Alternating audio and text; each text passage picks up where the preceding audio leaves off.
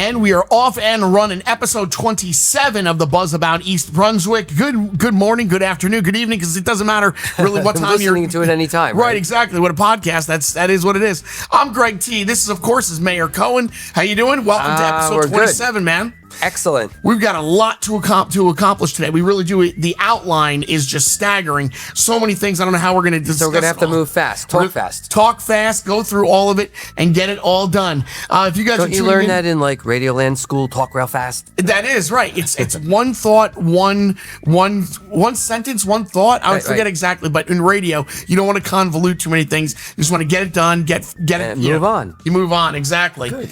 So again, guys, welcome aboard from Spotify, iHeart, Apple Music, Amazon, all of you guys that are watching us on YouTube at EB26 as well. Thank you so much for enjoying the podcast and continually watching us on Instagram on all of our podcast clips as well. They're really doing well. People seem to take us in little bits and pieces. Like they really enjoy the clips that EBTV always cuts up and puts out for us. And they really do well. Isn't that kind of a sign that a lot of people don't have time, so they just want to get quick little snippets of information, which is good. We could do that. No, that's how people, they take information very quickly. They just move on. Matter of fact, last night, so funny. Last night, same thing. There was really nothing on television and I wanted to go to bed early. So I went upstairs, got into my bed around 8:30. I ended up not going to bed till almost 10 as I'm scrolling through my phone. You just can't stop. It's just it's social media. It's totally addiction. Oh my God. Is it ever such an addiction? It really is. I wonder if they have a DSM code for that. Yeah. What I need to do is I need to put my phone on one side of the room. So this way I'd have to actually get out of bed to go get it. And I could never do that. I'm totally addicted. Right. And there's nothing you could do about it. And my wife came upstairs and she said, I thought you went to bed early for a reason. I said, Trish, I don't know what, it just happened. I just can't stop. I'm like scrolling. Anyway, so let's talk about the first thing at hand, which is obviously the biggest snowstorm that we've ever seen in it's at least a decade. Right. It's definitely been that long. Since 1996, they're saying that we have never been hit with this big of a storm. Yeah. And what do you think? I think the East Brunswick, fared, fairly well with it. No?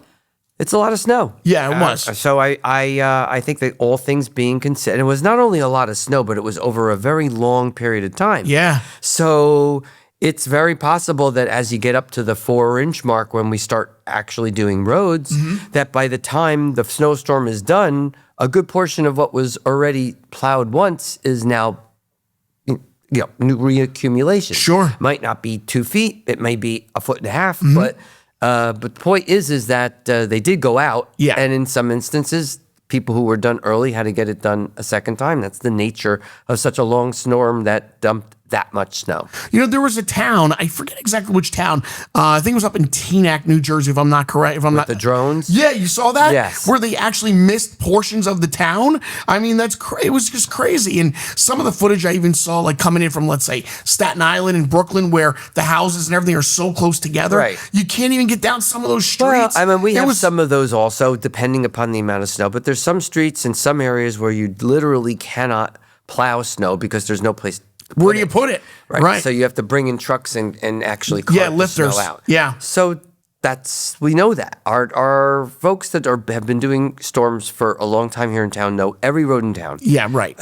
And they do get out to everything, but the nature of each storm, the timing of the storm, the amount that falls, they're all different. Sure. So we could have one storm where everyone's applauding because everything was done great. Well, that could be a 4-hour storm that dumped 4 or 5 inches. And of course they can get to everywhere, and dumping the snow, there's multiple places to put it.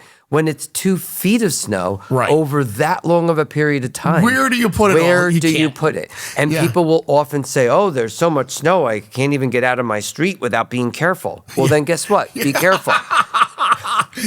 Where we are podcasting from here in the East Brunswick Public Library, we have ceiling to floor windows. And as we look out, I mean, some of these piles, I don't know when these aren't melting until June. I live in a cul-de-sac. I think it'll get before June. But the fact is that there's only so many places you can put it. Right. And so I live in a cul-de-sac. So when they plow it into the cul-de-sac. This is what I look outside. I see hills like this in front of my house. And it's unbelievable. And every single storm, Right. nonstop. Why did they plow it in front of my driveway? Every storm.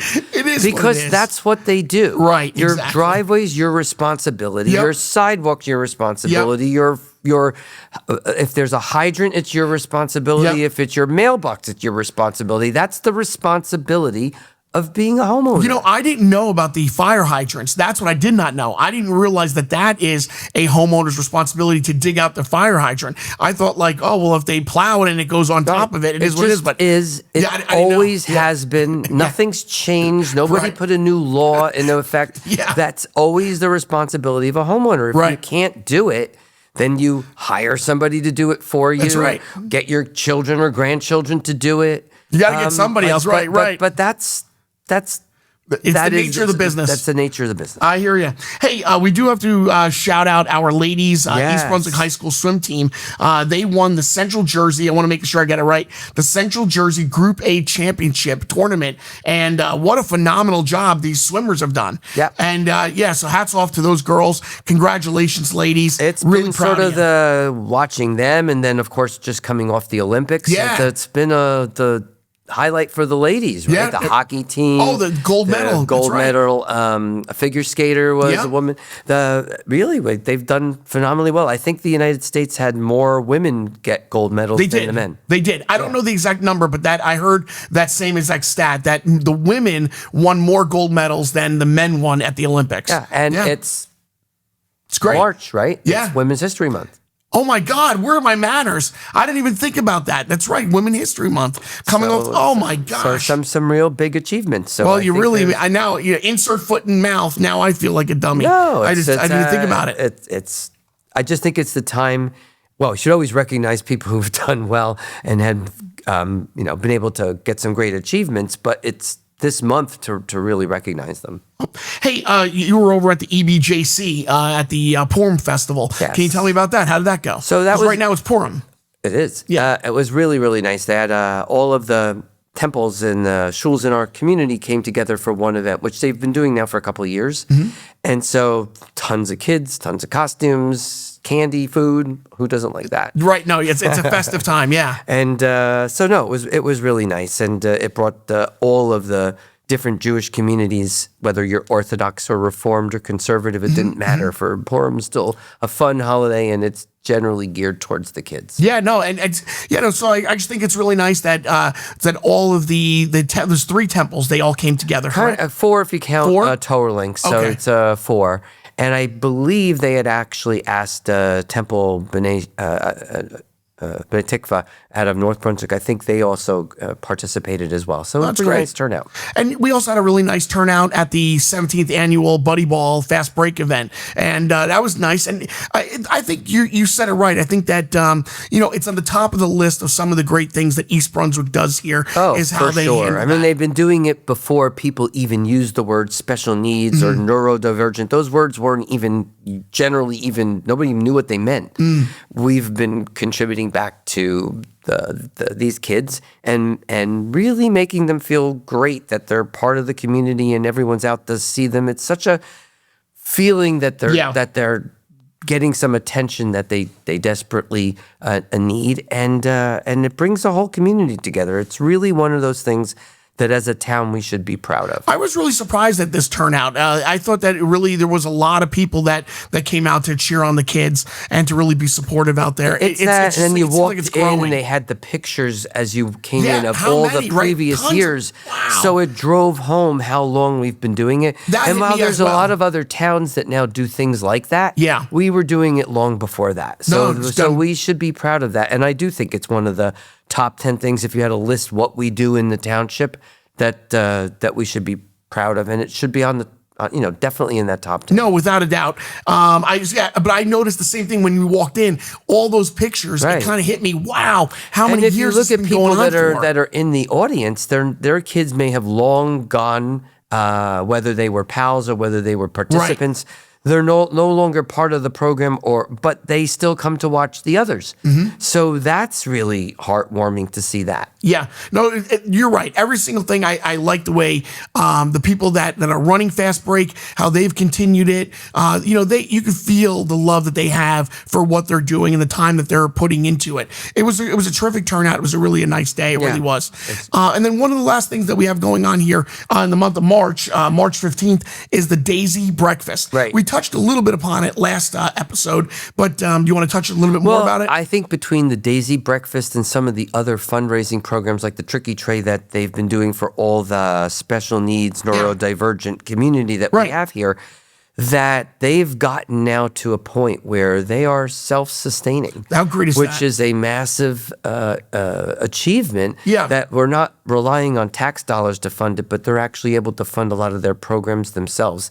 That is a really great achievement. Not that we wouldn't want to help fund them. Right. But that the community and their resources have gone out to be able to raise the funds, and people have contributed to a point that we could do some really fun programming and innovative programming and not always rely on taxpayers to pay for it. Yep, and that again is happening on March the 15th at the Hilton. That's one of their big fundraisers, right. But that room holds 1,000 people, so we'd like to see it full. And that's what I'm saying. So tickets are still on sale for that event. Yeah. So if you'd like to be a part of that, please purchase a ticket, and it's going to be a great breakfast. And I'm looking forward to being a part of that. Last year was the first time that I introduced myself to the Daisy community, and it's another great job by another bunch of people. And a big thank you to the Hilton, because they do help offset some of the costs, and have been a partner with this for a very long time. So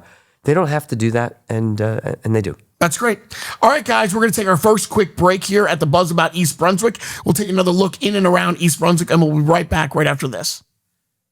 Feeling stressed? The East Brunswick Mental Health Task Force and East Brunswick Public Library are hosting a Stress Less Day.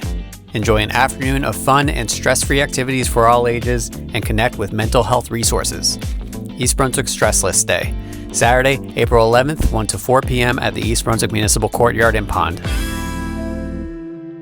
Are you registered on the Do Not Knock list here in East Brunswick? Are you on the registry? Who is it? We're with the solar company up the street. I'm on the Do Not Knock list. I'm on the Do Not Knock list. Just log on to the East Brunswick Township website at eastbrunswick.org. Scroll over to Departments and scroll over to Township Clerk. Scroll down to Do Not Knock Register Form. And when you're there, you'll notice the blue shaded area with all sorts of jargon explaining you have now reached the Do Not Knock Registry. Just fill out the form with your name and address, click Submit, and congratulations, you're now registered for the Do Not Knock list. And we're back. It is episode 27. This is the Buzz About East Brunswick. Greg T, Mayor Cohen. So again, so let's go into it. Last week, you actually made it. I thought it was going to be postponed, but you did not postpone. State of the Township? The State of the Township, yeah. Yeah, a little bit of a cold, and I sounded a little nasal, which I'm getting over. Right. But, whatever. Just get it over with. You're running yourself all over the place. You're meeting so many people between, being a doctor, being the mayor of East Brunswick, going out and about in town and around. So it's bound to happen. It's bound to catch up with you. You're not superhuman. Yeah, whatever. Well, so what could you re-talk about when it comes to the State of the Township address? Now I wrote down a couple of notes here, some of the things, and you also just came out of a meeting right now with Keith Kipp and with Mike Reisner as well. So maybe you want to shed some light on what's going on. Well, I think the whole purpose of the State of the Township is to give a lot of credit to the township departments that all help make things happen here. Some of the things are sort of under the wire that people don't know about. Right. So we give them a little attention, like the IT department that really connects everything. And if you don't have that going and if you don't have it secure, we end up with problems. So we want to give attention to people and departments that don't normally get it. But the ones that do, we've done some really great things here, some major achievements, and those all set up for us to do plans for next year. And that's the point of a state of a township to make Yeah. people know what we've accomplished and where we're going. I just want to tell everybody, if you haven't seen the State of the Township address that the mayor, spoke to us about on Tuesday at the council meeting, please do yourselves a favor. You can go to EBTV 26 on YouTube, and you can see the full address in its entirety. And it was quite interesting how you actually went around every single department in East Brunswick and told a little bit about each and every one of them. But you also told, the residents about some of the things that are happening here in East Brunswick. Yeah, and we have a lot of exciting things Yeah. that are going to be going on. And in 2025, we set some of that up so that they could be done in 2026. That's what we do every year, right? You set it up so that you're ready for the next year while you're already doing things you promised from the year before. Yeah. One of the things that we have gotten money from the state now a bunch of years ago was for expansion of the Community Arts Center. Right, Now, the right. cost of actually expanding the building is massive. So we're not running to do that right now. But one of the areas we promised people we would do would be fix the outdoor stage area and make it more amenable so we could do a lot more programming there. Yeah. That's meaningful and the experience would be better. So how do you do that? We're looking to expand the stage a little bit, expand the covering, fix the sound, fix the lighting, regrade the area so we could have better seating. Yeah. So that people could sit further away, be able to actually enjoy a concert or a performance and be able to hear it Right. from further distances. Right now, if you get a little bit too far away, you can't really hear anything. So all of that's designed to improve the things that we could offer at the outdoor Sure. theater. And our climate, you wouldn't believe it right now, but our climate generally allows you to do that 3 out of 4 seasons. We want to be able to use that. We want an area for a pit band in front so that performances could be done That's really nice. without having to put the players on the stage and take up room. Yeah, that'd be great. So- little pit band. That'd be awesome. I Those heard are you say that. Yeah. very doable things, and that's what our plan is out there. Ultimately, in time, we'd love to do stuff with the theater itself, but everything in time. It's a beautiful theater. It really is. And if you haven't seen a show over at the Community Arts Center, really do yourselves, you're doing yourself a Disservice. Disservice. Thank you very much. A disservice. It's really quite a really nice place. It is. So you have to go see it. We want to be able to do more. We want to be able to disservice. bring Yes. outdoor programming that might be on a circuit going around to other theaters Yeah. to actually include us in that. So we could bring things that are going on in other places to our residents here and the community around us. It's a community arts center primarily for East Brunswick, but we get people all the time Sure. from North Brunswick and Yeah. Monroe and South Brunswick and all of our neighboring communities, Helmetta, Spotswood, Yeah. South River. We want them coming in. It's really, really nice. It is, and we got to continue to promote, all the different plays that are going on there. Right. And these are not I'm not saying it versus the high school shows, but these are real, legitimate actors and real great shows that Sure. people can be watching. And we could do that. Yeah. So we just need to invest a little, and we got a good head start with $2 million that's coming from the state. That is terrific. So I'd rather always use someone Yeah. else's money than ours. Right. So there you go. Sure. And the other project that we're thinking of, I know people were always talking about, and I sometimes couldn't believe the number of comments on what's going on at the mall and this whole fear that the indoor space was going to go away. So one Let's of the do things it. that Dive into the mall again. Here we go. well, not. It's not ours, Okay. right? It's not ours. So it's private property. But there will be some indoor space somewhere between 18, maybe 20,000 square feet that we are going to, that they can't use. Okay. And the town is going to look to do some recreational indoor space there. Oh, that's so great. that for people that want a walking trail or walking track, we can put that in there. That's great. Indoor basketball might not be for professional basketball games. It won't be a full court. No, but I if some understand. Young kids want Yeah. to come in and pick up some games. If Fast Break is in a bind and needs Sure. some extra space for some of the younger kids, they could use that as well. Can I just make it a comparison? Have you been over to the Bell Labs? Well, Bell Labs is hundreds of acres, so we're not ever But going to they be have in- the indoor basketball. They have some of those kind of things. And I think that's what you're describing. Yes, not to that degree. They Okay. have much higher ceilings than we have in that space. It's, Right. It's a much bigger plot of land, so it would never be to that degree. But Okay. it's silly for the space to go wasted.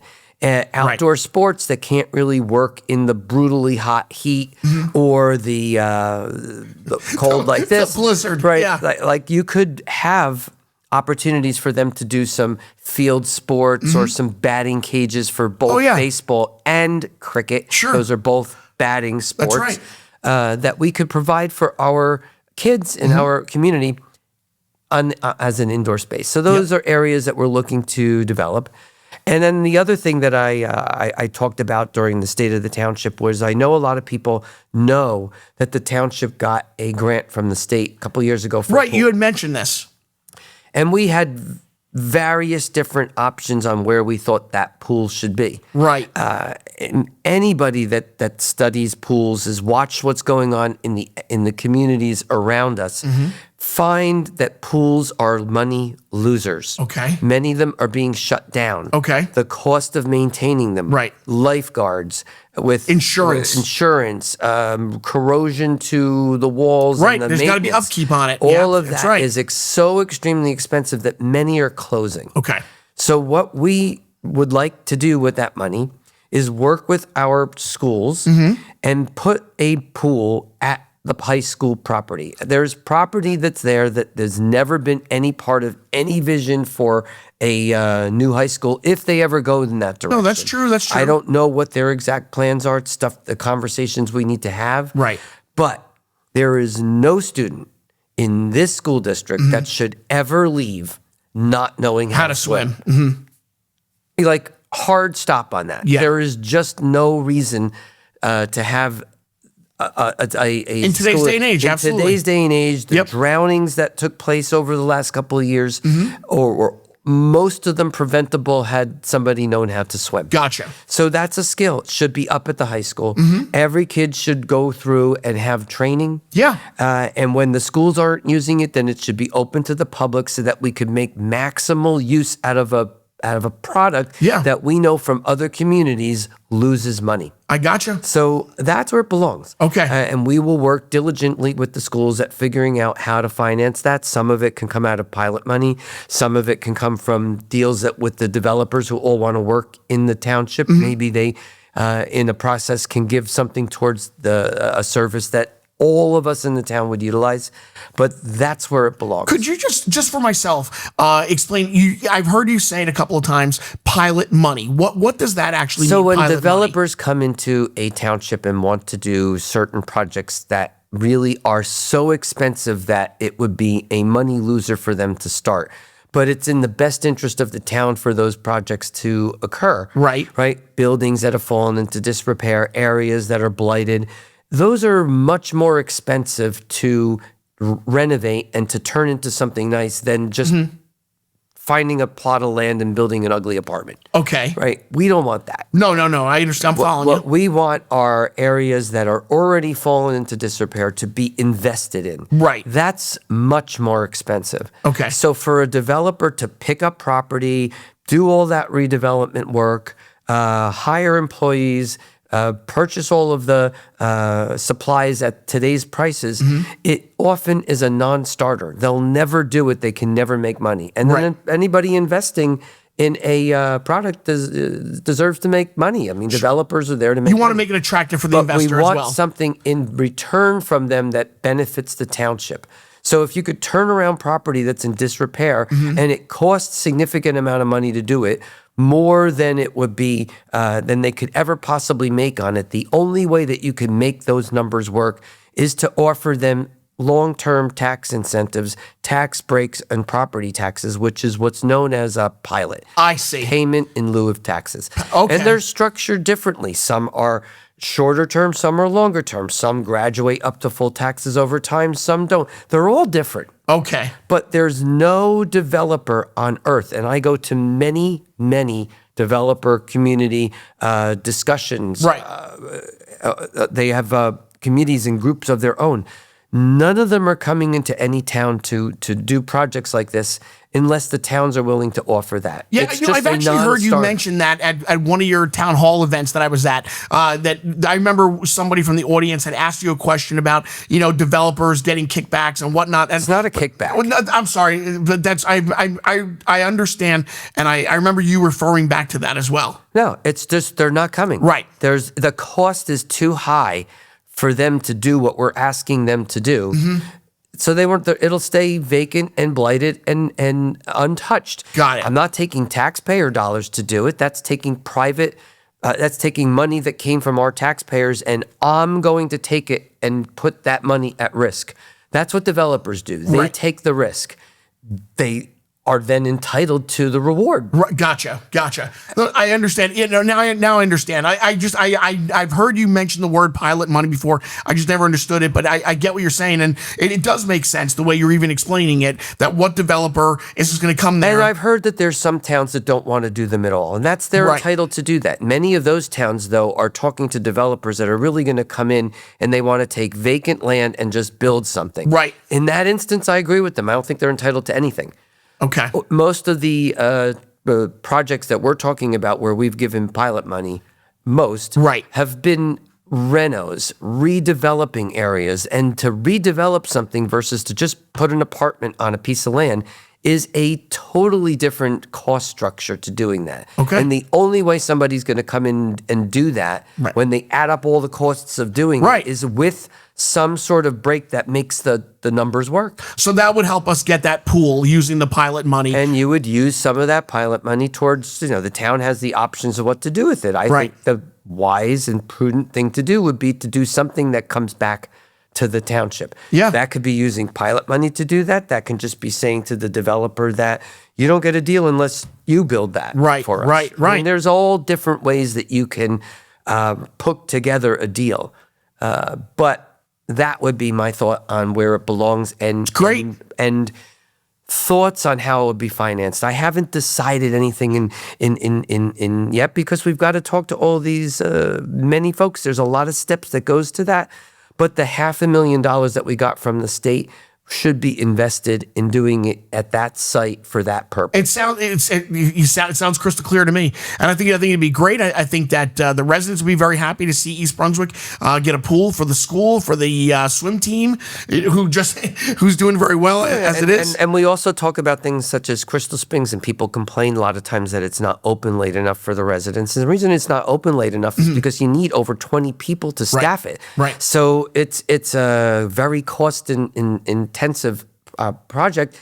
You could only use the kids for X number of hours, and so you'd actually need multiple teams of over 20 to extend hours that long. There's just not that many kids out there willing to take those jobs. Gotcha. But maybe we could have an indoor pool over that could be utilized so that as we go up to certain hours at Crystal Springs, you could follow up with the rest of the evening hours over at our indoor pool. You would need 20-something people to run that. That's interesting. So there's all these things that are out there that we're thinking of. Nothing's been 100% decided, but what's becoming crystal clear is that there are better ways of utilizing this type of asset that it could be shared. Okay. And we've now, and that's how I closed actually the township. No, that was the last thing that you talked was about. That talking about how we're now in a better position and having great conversations with the school system on how to share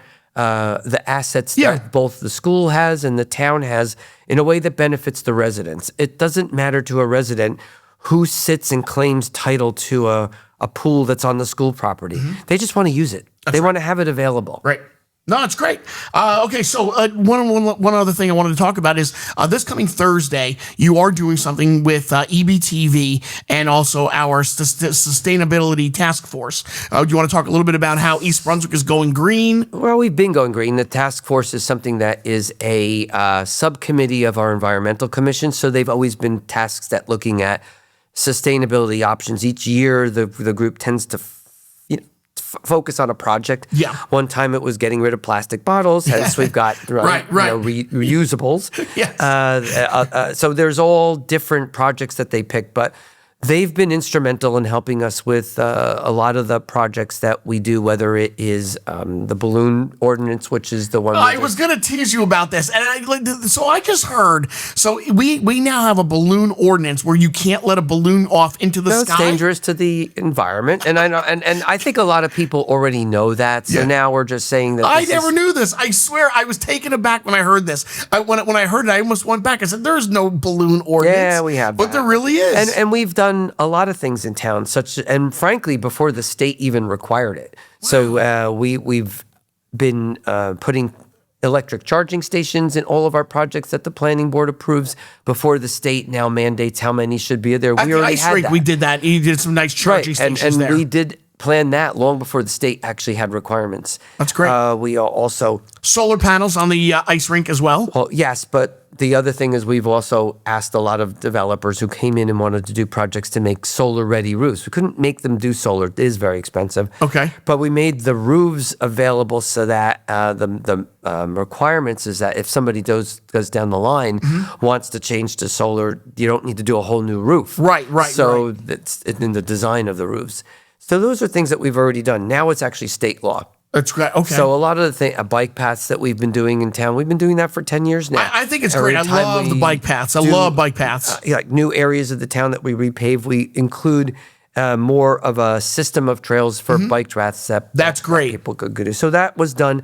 That's not a state requirement, but we think it's a good thing to do. Yep, it is a good thing to do. Listen, I love the bike paths. That you can put them all over the place. I love getting on a bike path. Well, some people find that they may be in areas where you just have to. Cars need to slow down. Of course they do. And I think there's also a optical illusion that's created when you put bike paths in. It narrows a road a little bit. Right. So studies have shown that when you do that, even if nobody's using the bike path, it tends to slow people down. Sure it does. It's a traffic calming mechanism. Of course. Well, listen, we're getting so much accomplished here. Like I said to you guys earlier, we've got a lot to accomplish here today. Sorry, let's just move on. Let's take another short break. And when we get back, we have a couple more things to talk about before we wrap up here. You guys are hopefully you're really enjoying episode 27 of the Buzz About East Brunswick. Let's take another look in and around East Brunswick. We'll be right back after this. Hey, East Brunswick, this is just a reminder that all bulk item pickups must be scheduled in advance, either online at eastbrunswick.org or by calling Solid Waste and Recycling at 732-390-6984. Here are friendly guidelines to remember. Residents may place a maximum of 3 bulk items per week. Mattresses and box springs must be completely wrapped in plastic. Refrigerator doors must be removed. Wood bundles must be no longer than 4 feet and weigh under 50 pounds. And electronics are not collected curbside. They must be dropped off at the East Brunswick Recycling Center. Let's all work together to keep East Brunswick clean and safe. Welcome to the East Brunswick Ice Arena. As you can see, we are getting really close to puck drop here in what I believe is the premier arena for New Jersey. We've got 2 massive NHL-sized rinks. The ice is already laid. The East Brunswick logo right in front of me. Our 2 Zambonis, locker rooms. We've got community space, beautiful snack bar, and perfectly located for families and for East Brunswick residents and the surrounding community to just have a great day of family enjoyment. We really can't wait to get the doors open for the community to enjoy. This has been a long time coming. It's a beautiful rink, state of the art, and I can't wait to see you here right on center ice.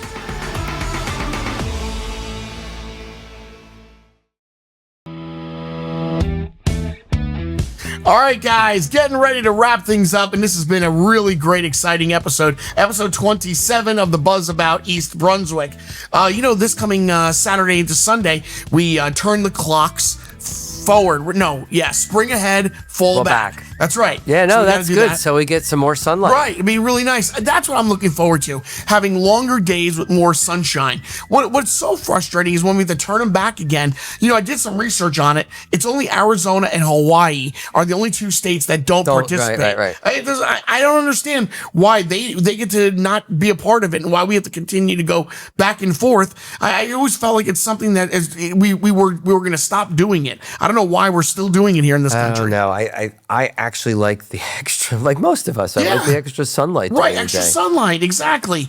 Also, this week is Read Across America Week, and I'll be going over to Central Elementary School, reading to a couple of 3rd graders, which I'm looking forward to, and that'll be terrific. And also next week, in 2 weeks, when we come back to podcast, we'll be podcasting on St. Patrick's Day. So we're looking for some bagpipers. Should we all dress in green? Oh, we already have green. We have East some Brunswick's green, so I think that. We're trying to look for a leprechaun. We're trying to look for we need a place to go and podcast. And if we can get some bagpipers, if you guys are interested, we'd love to have you come on to the podcast. Oh, and maybe kind of cool to do our intro in bagpipe. Yes, we could have some bagpipers. Listen, I'll wear a kilt. Are you going to wear a kilt? I don't know about that. All right. So, I'll have to be the guy. Depends on how cold it is outside. Like, I don't know. I hear you. Wearing a kilt. Now this coming Sunday it's Holy Celebration at the library. Can you help us out and talk to us a little bit about what's going on with the Holy Celebration? Well, it's a holiday of colors. It's bright and enjoyable, and it's basically a lot of folks in the community who are looking to the spring coming ahead and lightness as a time for us to think about others, right, and to enjoy our community.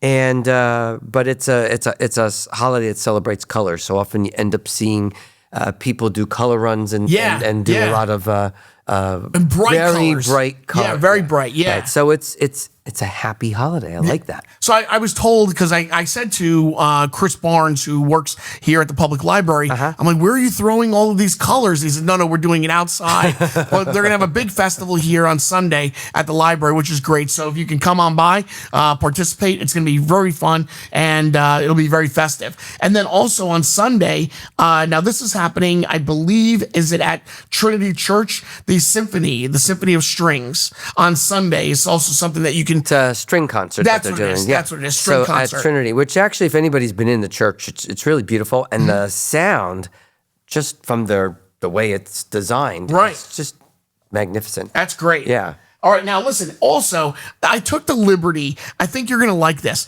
Okay. So I went to ChatGPT and I typed it in, and, Dr. Seuss celebrated his birthday yesterday. And, where would we be without Dr. Seuss and so many great books, Green Eggs and Ham. And do you have any favorites from Dr. Seuss? Do you remember as a kid? Well, that one's probably my most favorite, and everybody knows that one. Right. But, yeah, probably that. I took the liberty of looking it up. Green Eggs, #1 book Dr. Seuss put out was The Cat in the Hat. Then it was Green Eggs and Ham, How the Grinch Stole Christmas. Oh, that's a good one. Right? Yeah. Oh, the Places You'll Go. And then One Fish, Two Fish, Red Fish, Blue Fish. So those are the top 5 that Dr. Seuss put out. But I think you're going to like this. So I went to ChatGPT and I typed in a little bit about yourself and a little bit about me.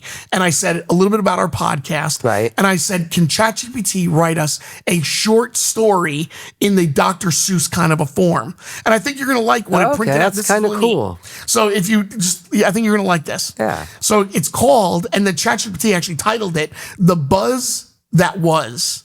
So I think that's kind of neat that they turned it out. And this is really neat.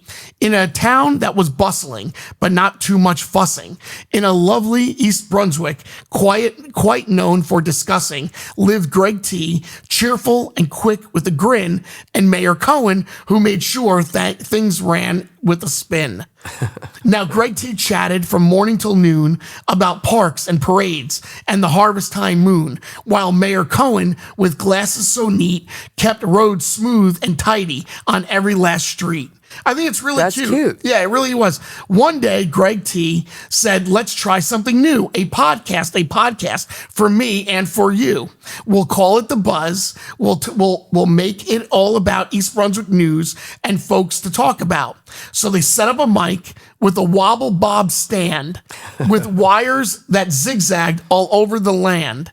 We clicked and they clacked. And they continued, and they counted to 3, welcoming to buzzing, said Greg T with glee. Now, here's about you. Mayor Cohen nodded and started to say, we've planted tens of trees on Oak Street today. The library's bright. The playground's brand new. There's always a project and something to do. I think, it was really cute the way ChatGPT put it in that It's actually kind of form. dangerous to think that a computer knows that much. It's pretty just amazing. From pulling information that's going on. It mentions how you're paving roads, fixing potholes. Yeah. It's really cute how it did that for us. It talks about our neighborhoods. It says here, it is how it ends. So if you hear buzzing, morning that's happy and proud. Not a bee, not a breeze, not a thunderous cloud. It's Greg T and Mayor Cohen chatting away, making East Brunswick brighter each day. I just think it was cute. It was cute. Cute. It was cute. I like that.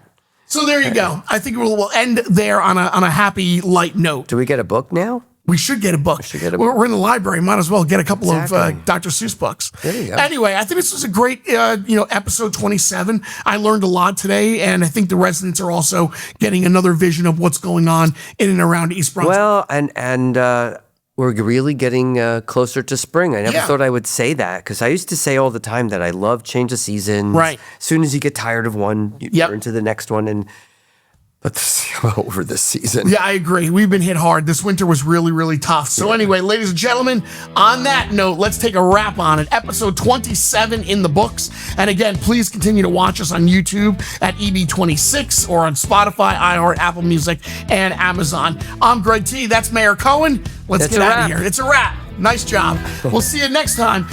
St. Patrick's Day, episode 28. See you then.